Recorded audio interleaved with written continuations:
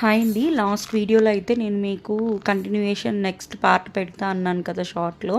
అదే దీని కంటిన్యూయేషన్ అండి. అదే గండ దీపం అంటే ఏంటో క్లారిటీగా చెప్తా అన్నాను కదా. ఇక్కడ ఏంటంటే ఎవరైనా మొక్కుంటే ఆ గండ దీపం అనేది తల మీద దీపం పెట్టుకొని గుడిలో వరకు వస్తారనమాట. అది ఎలా అంటే ఆమె నడిచేటప్పుడు పైన అటు ఇటు దుప్పటి పట్టేసుకొని అటు నలుగురు ఉంటారు. కింద నడిచేటప్పుడు చీరలు పరుచుకుంటూ దాని మీద నీళ్లు పోసుకుంటూ అవన్నీ నడిపిస్తారనమాట. ఆ దీపం ఎత్తుకున్నప్పుడు అమ్మవారు ఒంట్లోకి వస్తుంది అని అయితే ఇక్కడ వాళ్ళు చెప్పారు.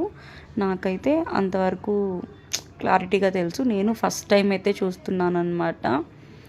వీడియో అయితే దగ్గర నుంచి తీయలేకపోయాను, ఎందుకంటే విలేజ్ కదా ఏమన్నా అనుకుంటారేమో అన్నట్టుగా మీకు చూపించాలి అనేసి దూరం నుంచి అయితే క్యాప్చర్ చేశాను. చూస్తున్నారు కదా, ఒకటి తర్వాత ఒకటి అట్లా అమ్మవారి దగ్గరికి వెళ్ళేంతవరకు చీరలు పరుచుకుంటూ తప్పెట్లు మేళాలతో ఇలా నీళ్లు పోసుకుంటూ అవినైతే నడిపిస్తారనమాట. ఎవరైతే మొక్కుకుంటారో వాళ్ళని చూడండి, బాగా వీడియోలో అయితే మీకు అర్థమవుతూ ఉంటుంది అన్నమాట.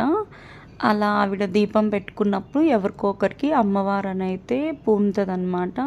పూనినప్పుడు అలా డ్యాన్స్ వేస్తూ వస్తూ ఉంటారు.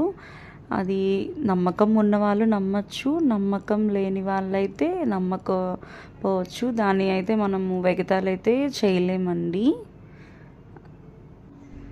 ఇలా నేను చూపించిన విధంగా మొక్కుపడి ఉండే వాళ్ళంతా ఇలా మొక్కుంటారనమాట. ఇంకా ఓన్ అక్కడ జరిగే వదిలిన వాళ్ళైతే పే చేసేస్తాను.